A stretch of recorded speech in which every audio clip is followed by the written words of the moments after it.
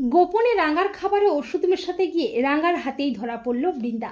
হ্যাঁ বন্ধুরা, আমরা এমনটাই দেখতে পাবো রাঙ্গামতি তীরন্দাজ ধারাবাহিকের আগামী পর্বগুলোতে।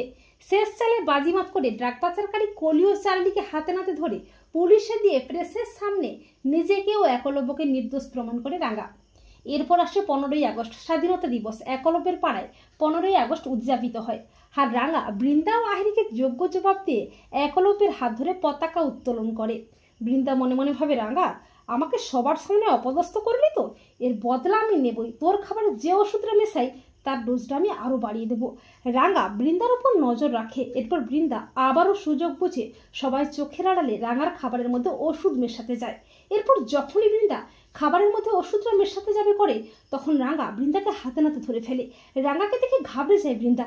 রাঙা বলে, কি রে বড় বৌদিদি, তুই রান্নাঘরে কি করছিস? বৃন্দা আমতামতা করে বলে, কেন, আমি কি রান্নাঘরে আসতে পারি না? তুই কি বলতে চাইছিস রাঙা? রাঙা বলে, তুই ধরা পড়ে গেছিস বড় বৌদিদি, তুই মোর খাবারটাতে ওষুধটা মেশাচ্ছিলি, তাই তো? এবারে তোকে আমি পুলিশে দেবই। তুই অনেক অন্যায়টা করেছিস, তোকে ক্ষমা করে দিয়েছি, কিন্তু এবারে তুই আর মোর হাত থেকে ছাড়টো পাবি নাই রে। তো বন্ধুরা, তোমরাও এটাই চাও তো যে গোপনে রাঙার খাবারে ওষুধ মেশাতে গিয়ে রাঙার হাতেই যেন ধরা পড়ে বৃন্দা? কমেন্ট করে এক্ষুনি জানিয়ে দাও তোমাদের মতামতটি।